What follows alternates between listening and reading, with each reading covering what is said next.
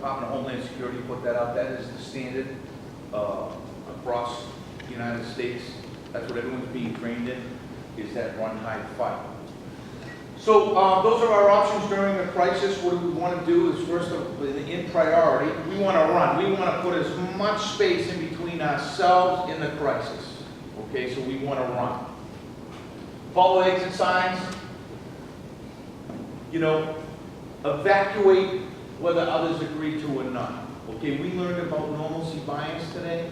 You might say, hey, we got to get out of here. No, that was just fireworks. How long are you going to stay in debate? You know what I mean? Just get up. Say, follow me. This is bad. All right? Don't hang around and try to convince people to go. Okay? Leave your belongings behind. Don't say, oh, I got to go back to my office or my, you know, whatever you got to do to get your sneakers or your umbrella because it's raining. Just get out. All right? As soon as you identify that cluster of anomalies, get yourself to a safe area. Assist co-workers if possible. That's not ambiguous to number two. That's just someone, we might have a disabled person working with us, or we might have someone that went skiing and broke their leg and they're in a boot and on crutches. Of course, we want to help those individuals, okay?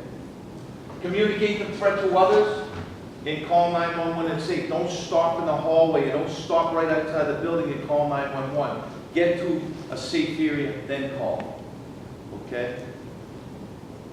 First priority, get yourself in a safe area. Second priority, calling 911. Okay? Any questions with running? Yes, ma'am. How, like those guys went outside. Like, how do you know the shooter's not going to run outside? Like, how do you know when you're safe? You don't know, okay? But we have to take what the threat that we just witnessed, okay? If we start worrying about maybe there's two, maybe there's three, maybe there's four, what you're going to do is you're just going to get yourself caught in the OODA loop, all right? You just identified what's going on. You want to get to a safe place. If you identify that there's a threat there, then you switch gears, okay? But don't assume that there's going to be another threat, okay? You made a decision based on what you just observed. You get yourself to a safe place. We want to say, I'm not going to go there because what if there could be another bad guy here? You don't want to do that. All right? So just stay focused on what you observe and make your decision based on that. Actually, we're pretty good at running. You know, if something bad happens, we run. Okay? Any more questions on running? Okay, how? So this is, so say we're in an area like this and we hear some commotion that's outside here. All right? And let's just pretend that this door is not here. That's our only way out. So what do? Okay? We want to lock and blockade the door. Okay?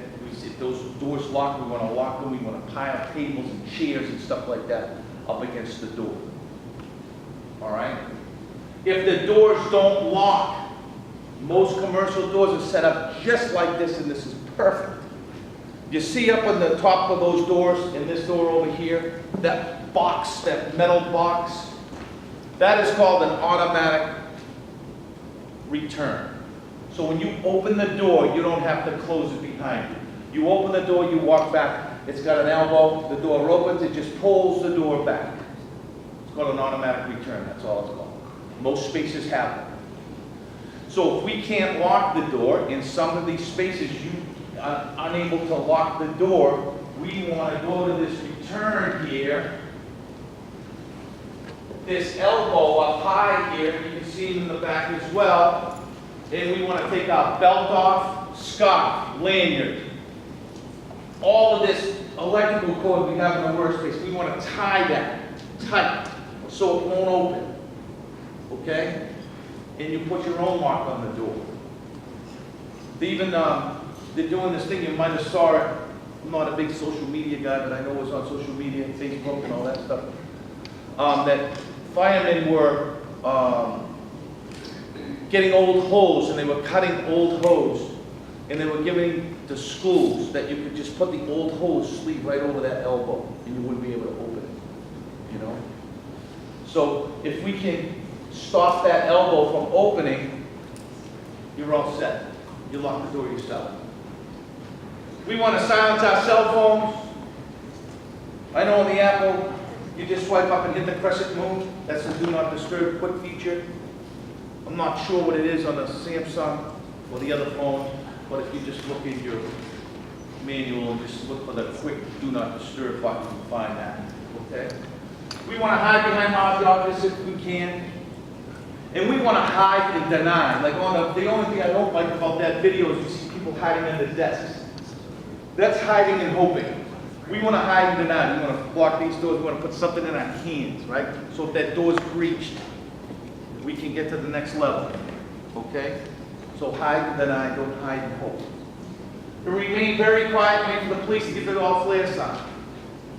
First responders will get here, neutralize the threat, then do a slow methodical search of the building for people hiding, additional victims, and maybe additional suspects.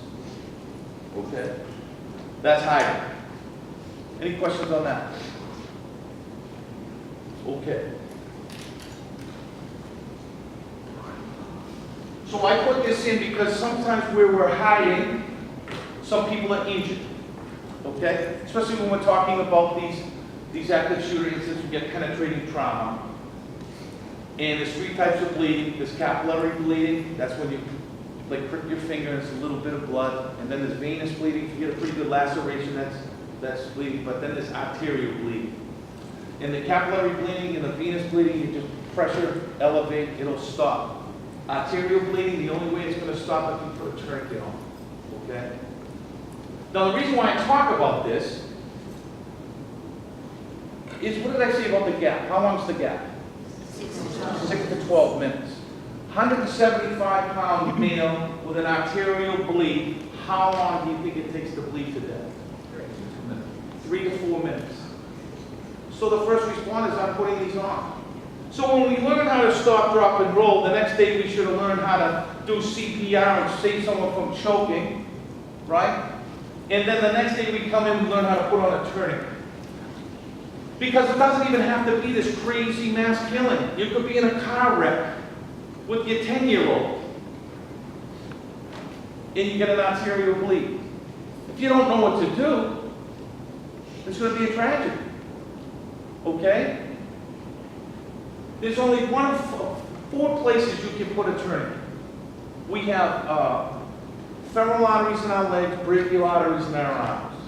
Okay? And that's what we're worried about right here, getting an arterial bleed in one of our extremities. You just up at the top, up here as high as you can go, you want to tie a tourniquet. We don't have tourniquets anywhere, but we can use what? Belts, stops, ties, lanes. The same thing we use to lock the door. It's a multi-tool, right? How tight do we tie the tourniquet? How do you know if it's tight enough? Stops the bleeding. Bleeding stops. It's tight enough. Some of us have bigger legs than others. You can tie a knot and then you can stick a ruler or a stick or something like that and use that as leverage. Okay? I know it's uncomfortable for some people to hear about bleeding, but I'm telling you, you need to know this stuff. You need to know this stuff because it's just a matter of minutes. High in the upper arm, high in the upper leg. We do have carotid arteries in our neck. So if we get a carotid bleed, we don't want to put a tourniquet on the neck. Causes an airway problem. Okay? Just a little humor. Let a little scared of blood and stuff like that. You know, 60% of our society is afraid of the sight of blood. 60%. So I know that there's a lot of people in this room very uncomfortable right now, and I apologize for that, but you need to know how to do this. Okay? Emergency hemorrhage control. And what did that take? 2.5 minutes. Now everybody knows how to do this. Okay? Any questions on applying tourniquets? You're actually going to see this big thing, the Stop the Bleed campaign. You know how when you go into the airport, you see AEDs? You know, a big sign. Now you're going to see a stop sign that says Stop the Bleed. And right next to the AED cabinet is going to be a hemorrhage control kit with tourniquets, chest seals, all the different things that you can have to help save some lives before the first responders get. Okay, now as the last resort, we want to fight. Right? We want to get home to our loved ones. If we have to, we want to attempt to incapacitate the aggressor. How do we do that? Where do we want to go for the aggressor? Head. Face and eyes. Okay, face and eyes. Improvised weapons. Pencils, pens, hot liquids, cleaning liquids, blunt objects, whatever we can do. Because know what we're going to do? When the bad guy left this house that morning, he didn't plan to have a fight. He planned to do bad things. So when we jump him and start hitting him with things, guess who's stuck in the OODA loop now? The bad guy. Okay? So members, aggression. Commit to your actions. Any questions on this? Okay, great. I just put this in because we've seen that the last couple of attacks have had IEDs. And I put this in just for recognition. If you see something, say something. That's the best campaign that came out of the 2005 Monday bombings. They lost 3 trains in the tubes and 1 street side, a bus on the street side. But this comes from a magazine. It's called Inspire magazine. It's a propaganda magazine for terrorists. AQAP, Al Qaeda, Arabian Peninsula.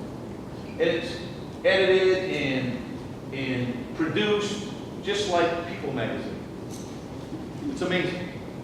And they have this in, so this is how to make a homemade hand grenade. And I only put this in there because a lot of people read this magazine. And we saw these devices in Watertown, Massachusetts after the Boston Marathon. We saw them in San Bernardino that attacked the Christmas party. And then we also saw them in the Bataclan in France.